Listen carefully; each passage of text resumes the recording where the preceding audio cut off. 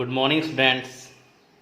Ranthambore children academy senior secondary school की तरफ से आपका हार्दिक स्वागत।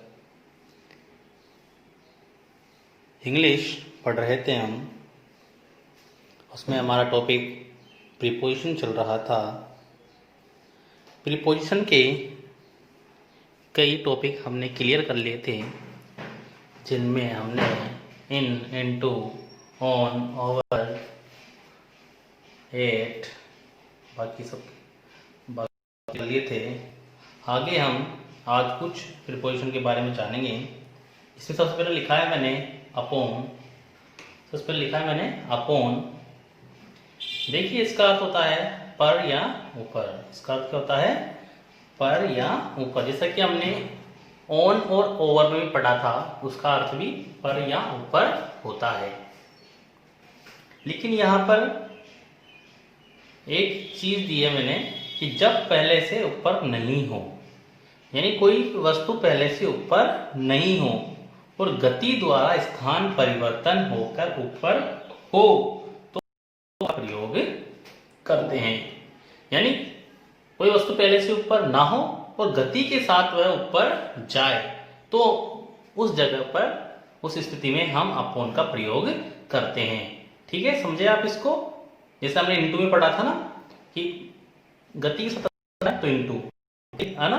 लेकिन यहाँ पर क्या है? ऊपर जाए तो अपॉन, गति ऊपर तो अपॉन का प्रयोग हम यहाँ पर करेंगे। जिसमें मैंने एक सेंटेंस लिखा है यहाँ पर, the cat jumped upon the table.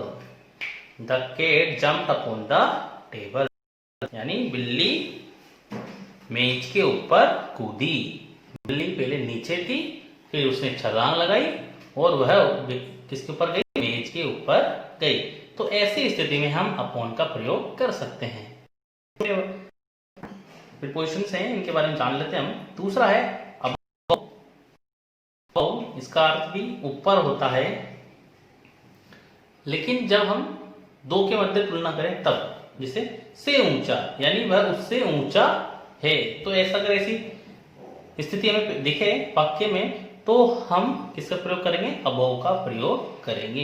यानी से ऊंचा है, से अधिक ऊंचा है आदि के अर्थ में अबव का प्रयोग किया जाता है। जैसे the sky is over our head, यानी आसमान हमारे सिर से ऊंचा है।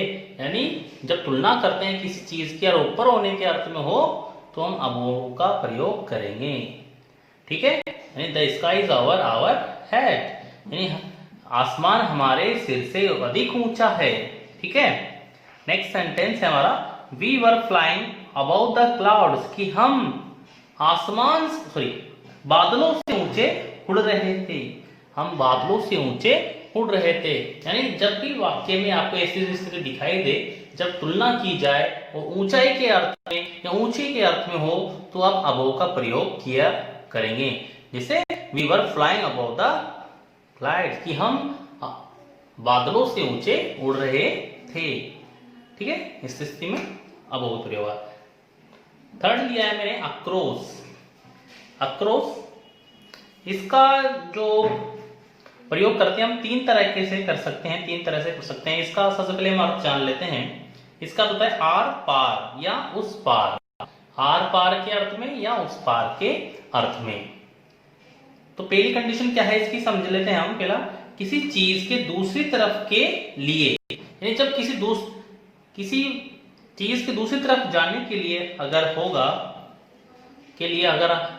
वाक्य में स्थिति दिखाई देती है कि उस पार के लिए वो बोल रहा है तो हम इसका प्रयोग करेंगे अक्रॉस का। जैसे she lives across the river, कि वह नदी के उस पार रहती है। उस पार के अर्थ के लिए हम किसका प्रयोग करेंगे? अक्रॉस का प्रयोग करेंगे। सी, किसी चीज के दूसरी तरफ के लिए इसका प्रयोग करेंगे हम she lives across the river, कि वह नदी के उस पार रहती है।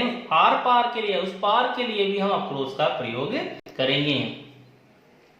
और जो सेकंड कंडीशन है हमारी है एक तरफ से दूसरी तरफ के लिए, यानी एक हिस्से से दूसरे हिस्से की ओर के लिए, यानी इस हिस्से से इस हिस्से की ओर से के लिए। जैसे इसमें मैंने They built a bridge. They built a bridge across the river. They built a bridge across the river. कि उन्होंने नदी के इस ओर से उस ओर तक क्या बनाया? पुल बनाया। यानी एक हिस्से से दूसरे हिस्से के लिए भी हम अक्रॉस का प्रयोग करेंगे।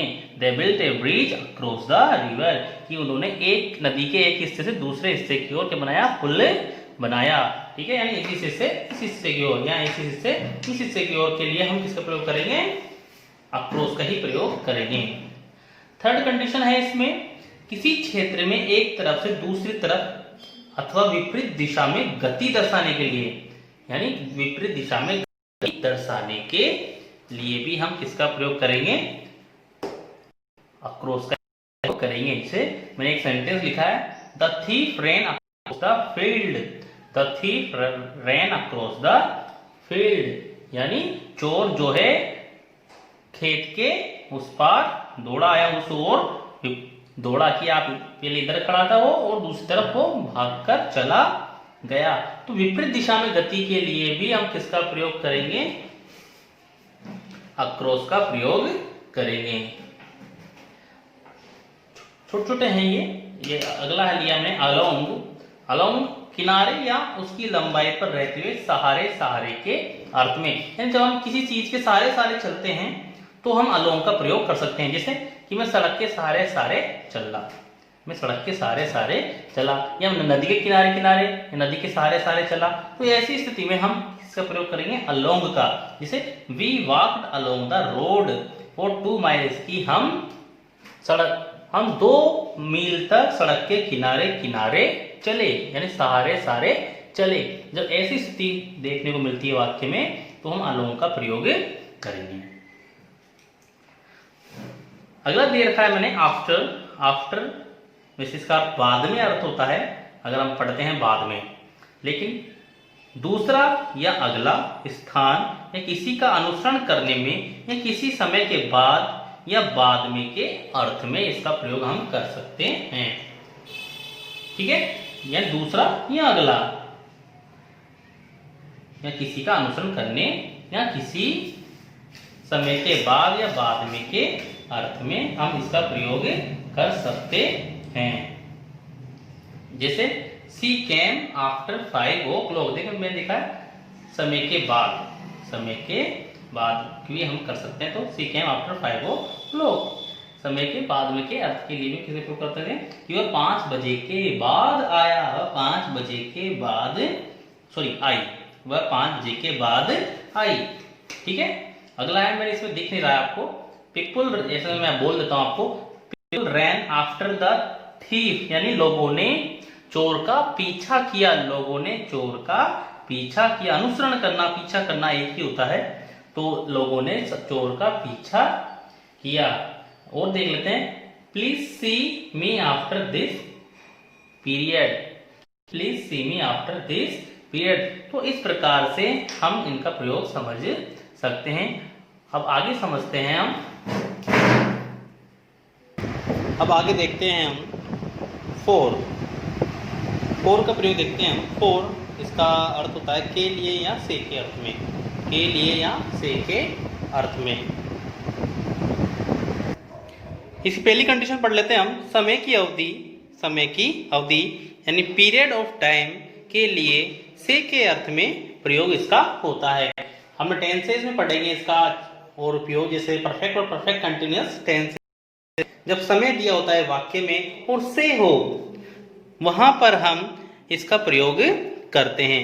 लेकिन एक कंडीशन यह है, एक शर्त यह है कि टाइम की अवधि होनी चाहिए, यानी टाइम अवधि में होना चाहिए। जैसे 2 घंटे, 2 महीने, 2 साल, 2 सप्ताह, इस तरह से समय होना चाहिए, तब हम किसका प्रयोग कर सकते हैं? फोर का प्रयोग कर सकते हैं। देखिए, जैसे मैंने एक सेंटेंस दिया है यहां पर, I am going abroad for a month. A month यानी 1 महीना, है ना। I am going abroad for a month, यानी मैं 1 महीने के लिए कहां जा रहा हूं? विदेश जा रहा हूँ। अगला है she is studying for 2 hours, वह 2 घंटे से पढ़ रही है। अब देखिए इसमें 2 महीने, 1 महीना, 2 घंटे, 1 घंटा, 4 घंटे, 5 घंटे, ये कोई से भी घंटे हो सकते हैं, कोई से महीने हो सकते हैं, इसके लिए कोई से हफ्ते भी दे सकते हैं, कोई से, है ना। तो ये निश्चित समय न होकर क्या है, एक समय की अवधि है। तो इनके पहले हम किसका प्रयोग करेंगे, फॉर का। दूसरी सेंटेंस, दूसरा है हमारा कंडीशन कि मंजिल या गंतव्य स्थान दर्शाने के लिए, हम कहीं जा रहे हो उसके लिए उससे पहले हम किसका प्रयोग करेंगे, फॉर का। जैसे ही लेफ्ट फॉर मुंबई टुडे, कि वह मुंबई के लिए गया, वह मुंबई के लिए आज ही गया है मुंबई। ठीक है, तो अगर हम कहीं जा रहे हो और उस गंतव्य स्थान दर्शाने के लिए हम उससे पहले हम किसका प्रयोग करेंगे, फॉर का प्रयोग करेंगे। तीसरा मैंने लिखा उद्देश्य बताने में, उद्देश्य बताने में, जैसे इसमें लिखा मैंने I go for a walk daily, कि मैं रोजाना घूमने के लिए या चहलकदमी करने के लिए जाता हूं। उद्देश्य क्या है रोजाना जाने का, चहलकदमी करना। तो जब भी हमारा उद्देश्य होता है किस कार्य को करने का, तो उससे पहले हम फॉर लगाएंगे। जैसे I go for a walk daily में। चौथी कंडीशन सर पहले की जैसे ये बिल्कुल परफेक्ट और परफेक्ट कंटिन्यूअस टेंस में अलग से लिख दिया है मैंने, ताकि अलग से समझ में आ जाए। में समय की अवधि से पूर्व से के अर्थ में इसका प्रयोग किया जाता है। कौन से टेंस में, परफेक्ट और परफेक्ट कंटिन्यूअस टेंस में। कौन, समय की अवधि, याद रखिए समय की अवधि होनी चाहिए। जैसे इसमें हम एक वाक्य देख लेते हैं, आपको समझ में आ जाएगा। I have been learning driving for a month. अगर इसको हम हिंदी में ट्रांसलेट करते हैं कि मैं 1 महीने से गाड़ी चलाना सीख रहा हूं। देखिए से अब आ रहा है, यानी मैं 1 महीने से गाड़ी चलाना सीख रहा हूं, से भी आ रहा है, वाक्य में टाइम भी दिया हुआ है। जब ऐसी कंडीशन होगी, है ना, और पीरियड ऑफ टाइम होगा, समय की अवधि होगी, फॉर ए मंथ 1 महीने से, वो कोई सा भी 1 महीना हो सकता है। अगर यहां पर दिया होता सितंबर से, तो सितंबर या जुलाई या अगस्त या जून, कोई सा भी महीना का नाम दे देता तो एक निश्चित टाइम रहता। लेकिन यहाँ दे रखा ए मंथ, 1 महीने से, अब वो कोई सा भी 1 महीना हो सकता है। तो यह पीरियड ऑफ टाइम का उदाहरण है, और उससे पहले हमने फॉर का प्रयोग किया। नेक्स्ट इसी तरह से एक सेंटेंस दिया, Ram has been watering the plant for 2 hours, कि राम 2 घंटे से पौधों में पानी दे रहा है। 2 घंटे से कोई से भी 2 घंटे हो सकते हैं, ये सुबह के हो सकते हैं, शाम के हो सकते हैं, दिन के हो सकते हैं, तो कोई से भी 2 घंटे हो सकते हैं, हमें पता नहीं है। यहाँ ये सिर्फ अवधि दे रखी है 2 घंटे से, ठीक है। तो ऐसी कंडीशन में हम फॉर का प्रयोग करेंगे। इस तरह से हमारा फॉर का प्रयोग हुआ। सिंस, नेक्स्ट है सिंस। फॉर और सिंस दोनों ही टेंस में यूज होते हैं, वही परफेक्ट और परफेक्ट कंटिन्यूअस टेंस में लिखा है। परफेक्ट व परफेक्ट कंटिन्यूअस टेंसेज में समय बिंदु यानी पॉइंट ऑफ टाइम, जब निश्चित समय दिया हो, एक निश्चित समय की 2 घंटे से कार्य कर रहा है, तो ऐसा नहीं वह 2 बजे से पढ़ रहा है, 2 बजे कार्य कर रहा है, तो जब टाइम दिया होगा बिल्कुल निश्चित, तो किसका प्रयोग करेंगे, सिंस का। से पूर्व के से, सॉरी, पॉइंट ऑफ टाइम से पूर्व से के अर्थ में इसका प्रयोग किया जाता है। जैसे मैंने उदाहरण दिया है, they have been working hard since Sunday, कि वे रविवार से कठिन परिश्रम कर रहे हैं। रविवार से, रविवार सप्ताह का दिन है, एक निश्चित टाइम है, इसलिए हमने सिंस का प्रयोग किया, ठीक है। लेकिन अगर वो कहता ए वीक एक सप्ताह कोई ऐसा भी हो सकता है, सप्ताह में 7 दिन होते हैं, कौन से दिन हो सकता है, तो वहां 4 आता, लेकिन हम यहाँ एक दिन दिया है, निश्चित टाइम दिया है, तो हम सिंस का प्रयोग करेंगे। नेक्स्ट सेंटेंस है, I have been reading in this school, I have been reading in this school since 2015, मैं 2015 से इस विद्यालय में पढ़ रहा हूं। 2015 एक निश्चित साल का समय है, यहाँ निश्चित समय है हमारे यहाँ पर, तो 2015 दोबारा आएगा नहीं, एक निश्चित समय है, तो 2015 से यहाँ पढ़ रहा हूँ। देखिए हम थोड़ा से मैं उदाहरण बताता हूँ आपको पॉइंट ऑफ टाइम के। जैसे सिंस मंडे आ गया वाक्य में, सिंस मार्च, सिंस जुलाई, सिंस बर्थ, सिंस दिसंबर, सिंस कोई सा भी है, सिंस 8 o'clock, सिंस मॉर्निंग, अगर इस तरह से दिख जाए तो हम सिंस लगाएंगे, ठीक है। पीरियड ऑफ टाइम बताता हूँ, जैसे 4 to 3 days, for 2 minutes, for 3 months, for a week, for 2 years, for a long time, for ever or for long। इस तरह से अगर आपको मिलते हैं तो आप वहां पर फॉर का प्रयोग करेंगे। नेक्स्ट और लास्ट है हमारा यहाँ पर, इसके बाद आप प्रीपोजिशन समाप्त हो जाएंगे। ऑफ। ऑफ का प्रयोग का, के, की अर्थ के लिए होता है, जिसमें सबसे पहले देखा है मैंने, ऑफ का प्रयोग अधिकार या संबंध बताने के लिए का, के अर्थ में किया जाता है। जैसे good writing is a necessary part of education. Good writing is a necessary part of education, यानी एक अच्छी लिखावट शिक्षा का एक महत्वपूर्ण हिस्सा है ना। तो संबंध दर्शा रहा है किसका, शिक्षा का, किससे, अच्छी लिखावट का, है ना। तो अच्छी लिखावट का शिक्षा संबंध दर्शाया जा रहा है कि अच्छी लिखावट का शिक्षा से एक अच्छा संबंध है और एक, ठीक है। तो ऐसी स्थिति में हम किसका प्रयोग करेंगे, इसका प्रयोग करेंगे ऑफ का। अगर किसी बीमारी या से मृत्यु होने का संबंध बतलाने के लिए भी हम ऑफ का प्रयोग किया जाता है। जैसे ही डाइड ऑफ कोविड-19, कि उसकी मृत्यु कोविड-19 के कारण हुई। इस प्रकार हमारे यहाँ पर प्रीपोजिशन समाप्त हुए। अगली कक्षाओं में कुछ हम नया टॉपिक लेंगे और उसका अध्ययन करेंगे।